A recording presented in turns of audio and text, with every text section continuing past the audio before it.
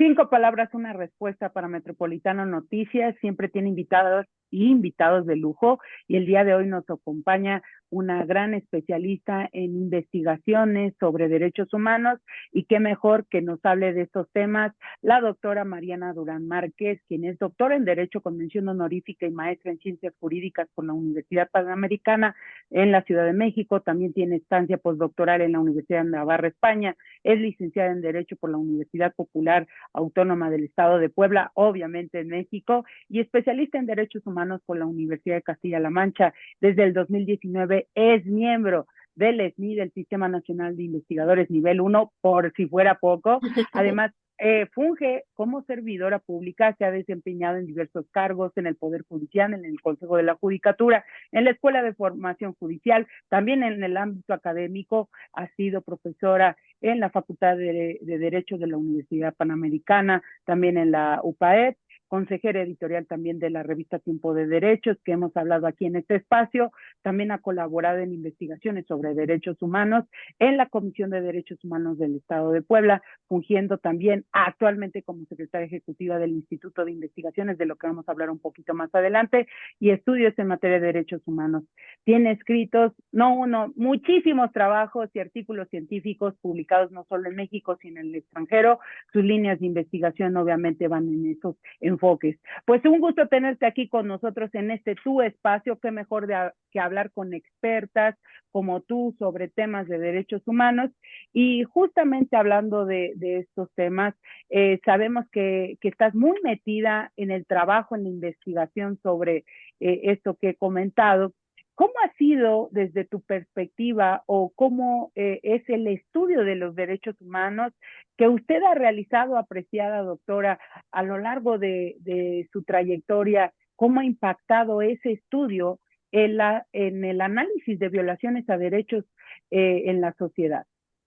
Muchísimas gracias, antes que nada, por la invitación, Keren. Pues mira, de entrada te diría que las investigaciones desde el punto de vista académico en materia de derechos humanos ha sido un área que desde la reforma de 2011 y probablemente desde ya un par de años previos, se había estado explorando, pero que desafortunadamente las mujeres no hemos sido desde el punto de vista de la paridad incluidas en este proceso. Si nosotros revisamos libros, tratados, investigaciones, vamos a ver que existe una gran prevalencia de hombres, y esto pues también nos vincula a un tema pues de percepción y de equilibrios, que justamente el mes pasado pues hablábamos y conmemorábamos de el Día de la Mujer y la Niña en la Ciencia. Y a investigar derechos humanos pues nos vincula justamente a hablar de ciencia, ¿no? No todo lo que se puede medir en una pipeta es ciencia, también están las ciencias sociales, las ciencias jurídicas, y para efecto de poder estudiar estas problemáticas, uno de los grandes temas que he impulsado ha sido el estudio desde la multidisciplinariedad, justamente haciendo uso de las ciencias sociales para tener un panorama mucho más completo y muchísimo más amplio, como puede ser, por ejemplo, el uso no solamente del derecho, sino de la sociología, la psicología, eh, la arqueología, la geografía, temas como la criminalística y como la antropología,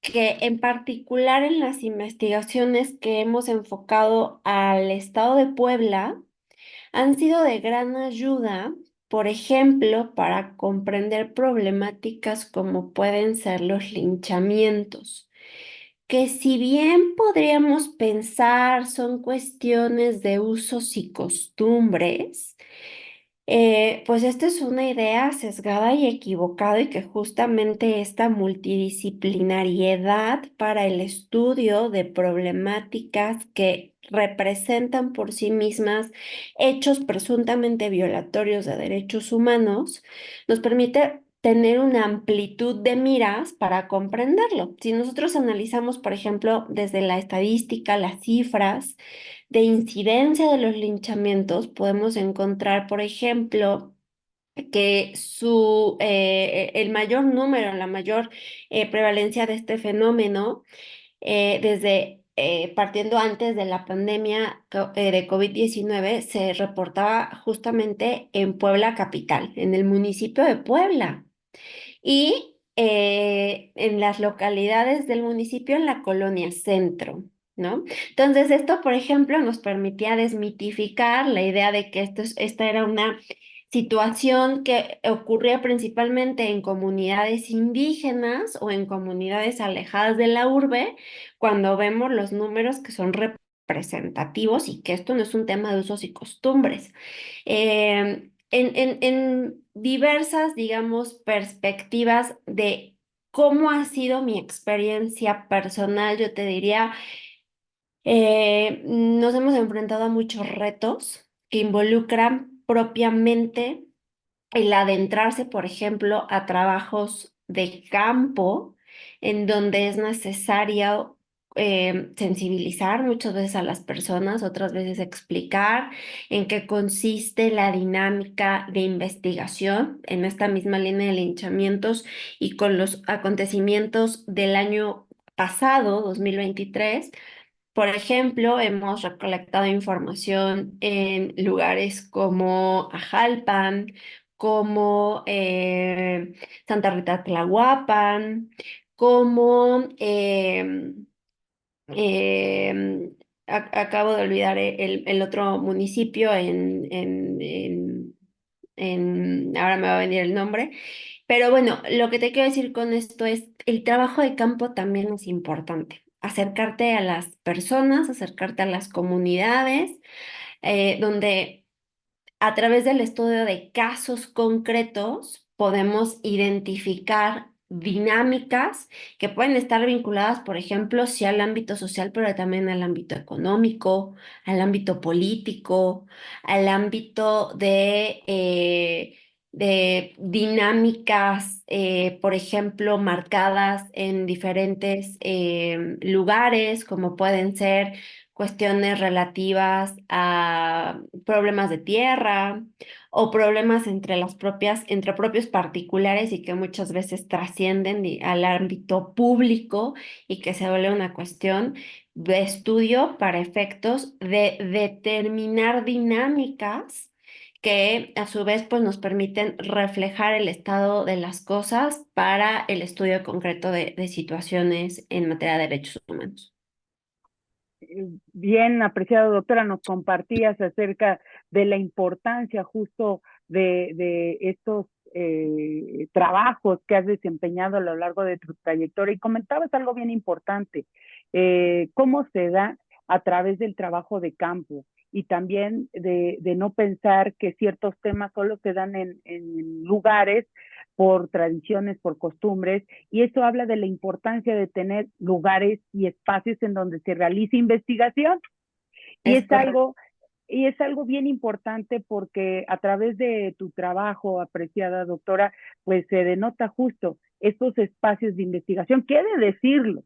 No todos los estados tienen un espacio de investigación en las comisiones y la doctora que nos acompaña el día de hoy, la maestra, bueno, maestra y doctora Mariana Durán, es parte de esas pocas instituciones que cuentan, desgraciadamente, porque es bueno y no tan así. ¿Por qué? Es bueno porque tenemos una dirección de investigación a través de la doctora Mariana Durán, pero esto no debe ser solamente en un lugar, sino deben estar en todos los espacios. Pero lo comentaba, apreciada doctora, porque nos decías algo bien importante, que no pensar que se sesga la información o ocurren estos casos en ciertos lugares. ¿Por qué consideras que es importante tener estos espacios de investigación en todas las comisiones de derechos humanos? De entrada, Como bien refieres, el número es poco. De 32 comisiones estatales y una nacional, se cuentan con 7 institutos o 7 centros de investigaciones concentradas en lugares con alta incidencia poblacional. Puebla, Ciudad de México, Estado de México, Querétaro, Jalisco y por supuesto a través de de la Comisión Nacional en Ciudad de México. Los centros de investigaciones son importantes desde 2 puntos de vista. Primero, como buena académica, yo te diría el diálogo entre los propios investigadores e investigadoras que se genera para compartir información, para generar esta información y para consolidar el estudio de ciertas dinámicas que vemos presentes y recurrentes en nuestras entidades federativas.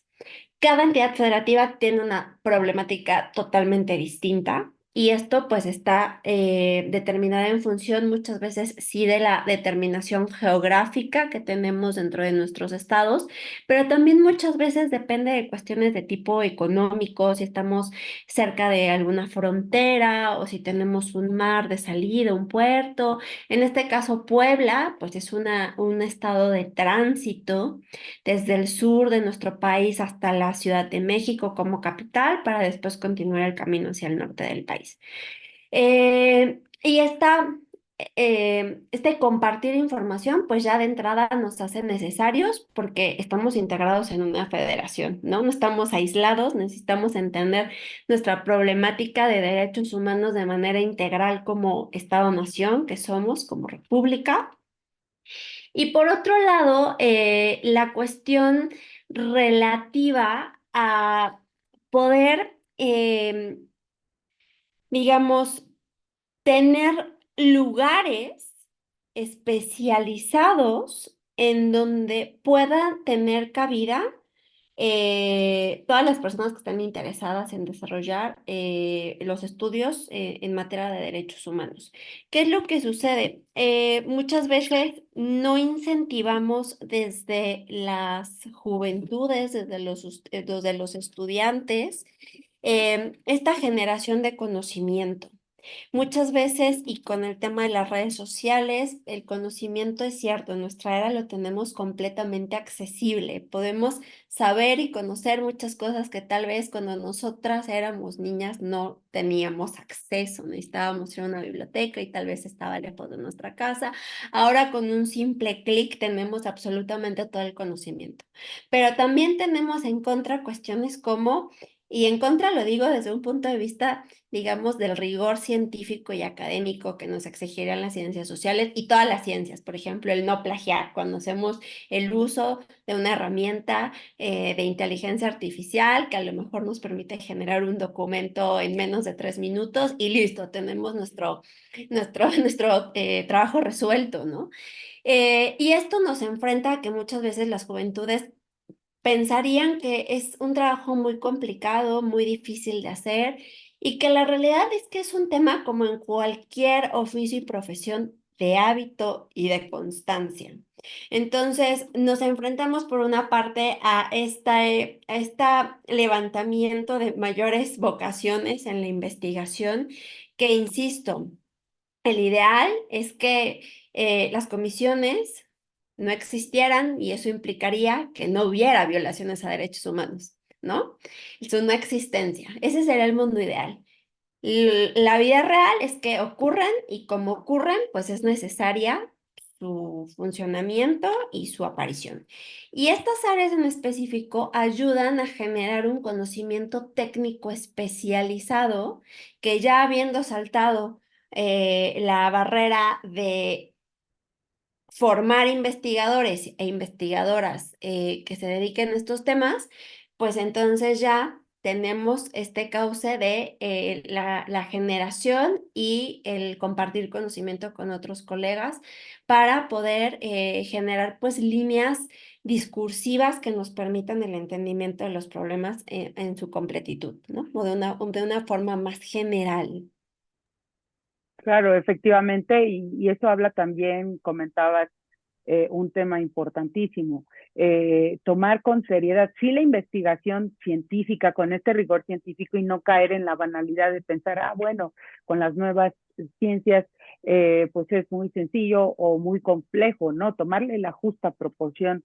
Y eso nos lleva justamente a analizar, por ejemplo, nos compartías que son pocos los espacios que no debería haber comisiones por el respeto estricto que se tendría que hacer y estricto a los derechos humanos, pero ya que tenemos comisiones, ¿cuánto tiempo tiene la de Puebla, apreciada doctora?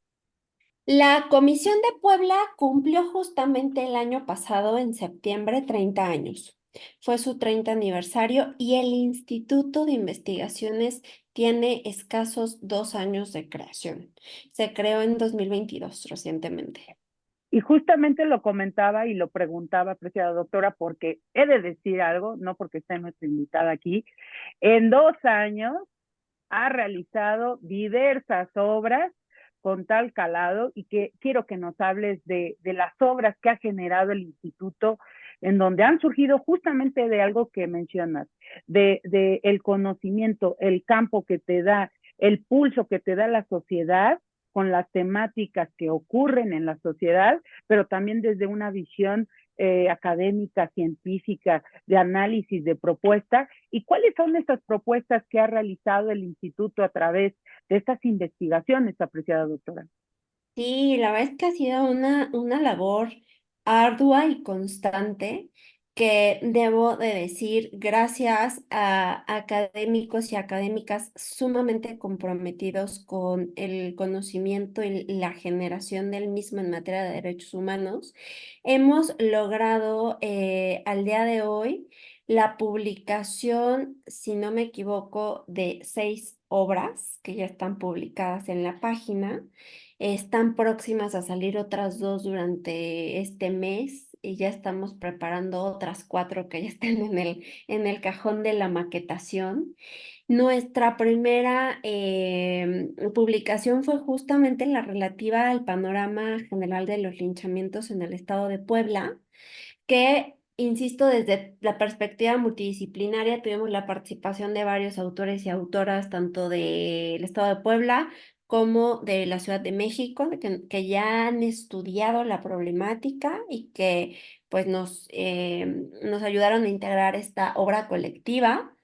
La segunda obra que se publicó está relacionada al tema de la garantía de autonomía que todos los organismos protectores de derechos humanos tenemos garantizadas vía la Constitución, ya sea federal o local, y que no solamente las comisiones o las figuras de los ombudsperson protegen derechos humanos, ¿no? Tenemos, por ejemplo, instituciones a nivel federal y local que protegen el acceso a la información, la protección de datos personales, la efectividad del sufragio, ¿no? Por no decir nombres específicos, pero bueno, todos los organismos autónomos consagrados en la Constitución tienen una finalidad específica. De ahí la protección de la garantía de autonomía, que es la protección propiamente del bien jurídico que están protegiendo, que están tutelando, ¿no?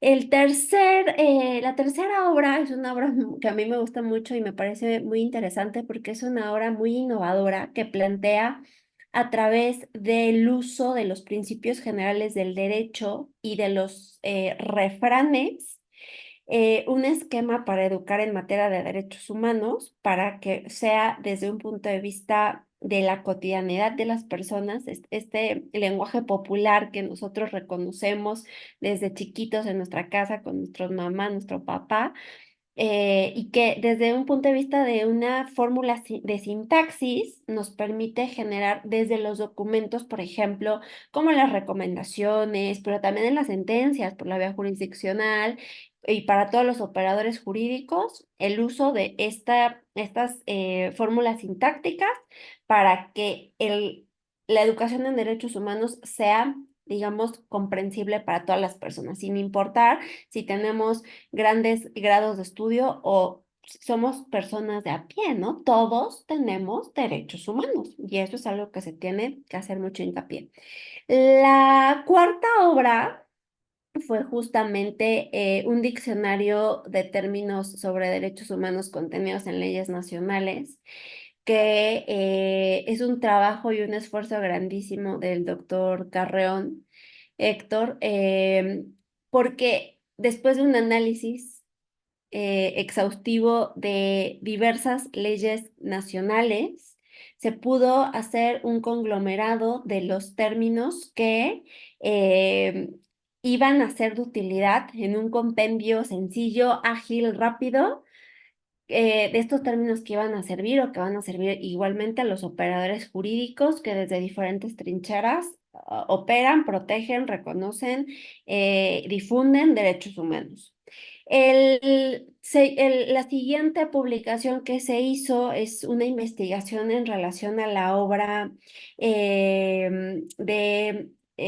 una obra, quiero decir, un sitio arqueológico, perdóname, que está aquí en el municipio de Puebla, específicamente en la Junta Auxiliar de San Francisco, que es un sitio arqueológico que se ha denominado desde el siglo XX, la década de los 20 del siglo XX, como Tepalcayot, que muchas personas probablemente no conocen, otras sí han escuchado que como muchos sitios arqueológicos de nuestro estado, al no tener la denominación de zona, que eso lo da a través del Ejecutivo Federal una declaratoria y que incluye desde el punto de vista legal pues una protección muchísimo más concreta por parte de las autoridades, tanto federales como locales, tenemos previsto que existen un aproximado de 600 sitios arqueológicos en nuestro estado y desafortunadamente derivado de un vacío legal,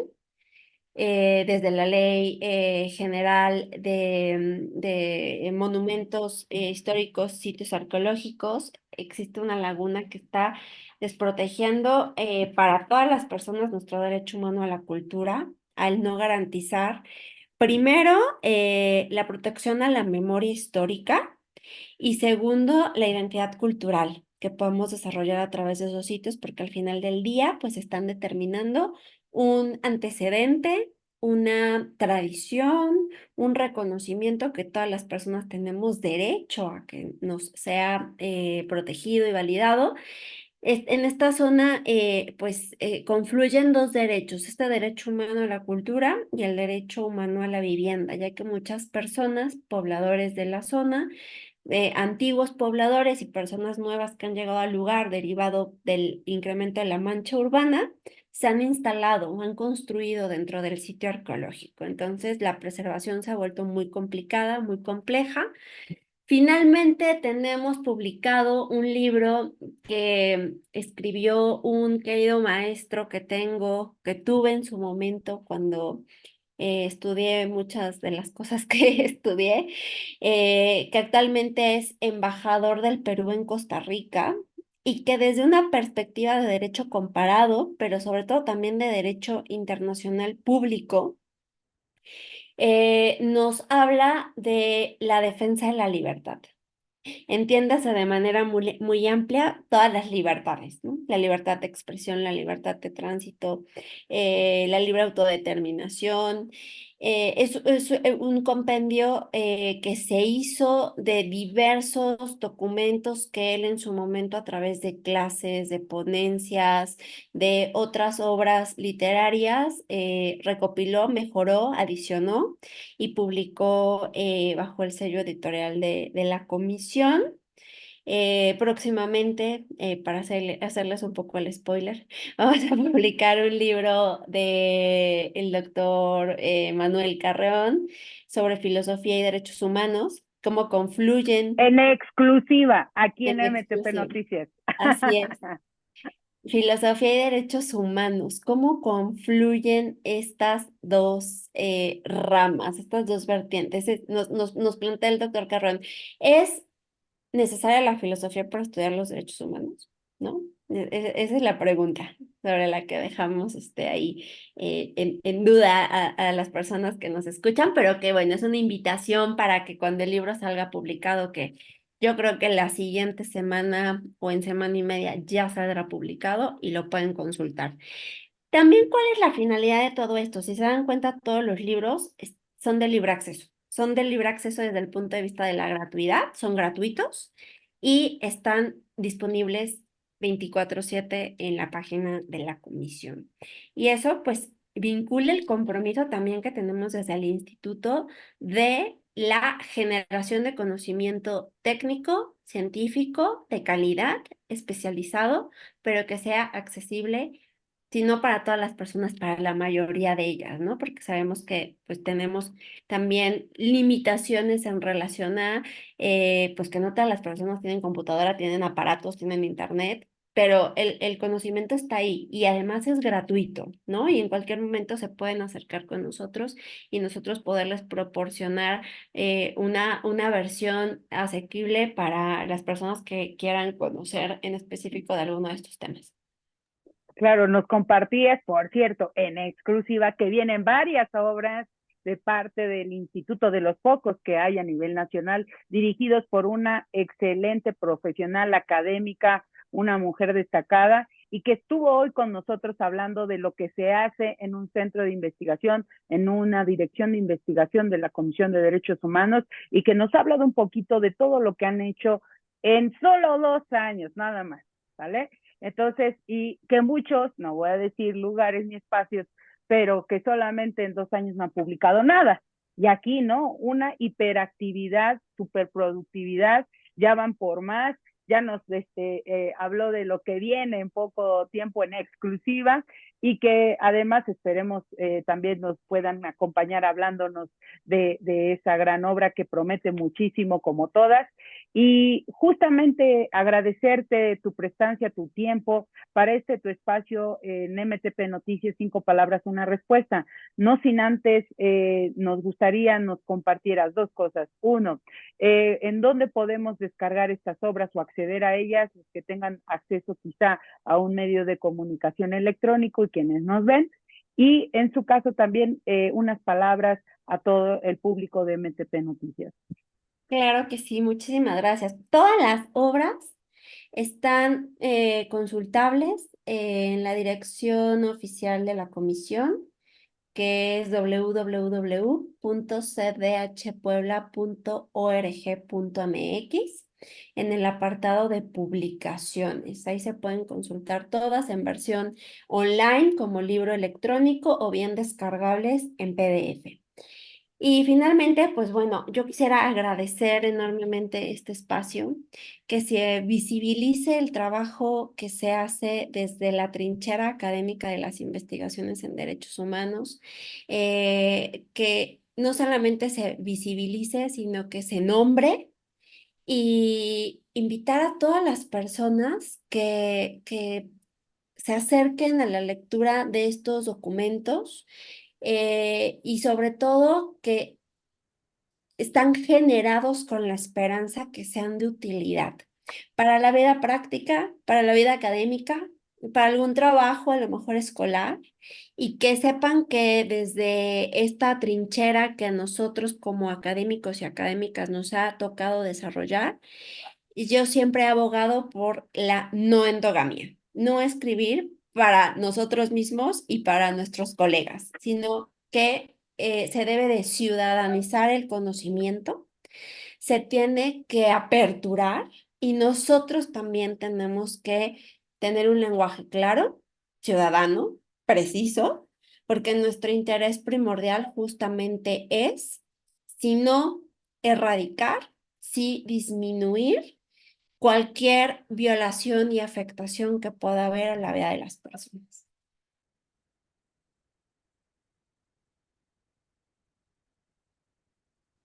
Perdón, muchas gracias, doctora Mariana Durán, por estar con nosotros y hablarnos justamente del pulso de las investigaciones. ¿Quién lo da? El campo, la cercanía. Y la doctora Mariana Durán lo está haciendo a través de estas publicaciones que retoman justo el pulso de la sociedad en Puebla y que es muy importante que nos acerquemos a nuestras experiencias vistas desde una visión multidisciplinaria y de la mano de una experta. Muchas gracias, doctora Mariana Durán, por estar con nosotros. Esperamos tenerte en otra oportunidad aquí también. Este es tu espacio, 5 palabras, una respuesta. Nos vemos en la siguiente entrega.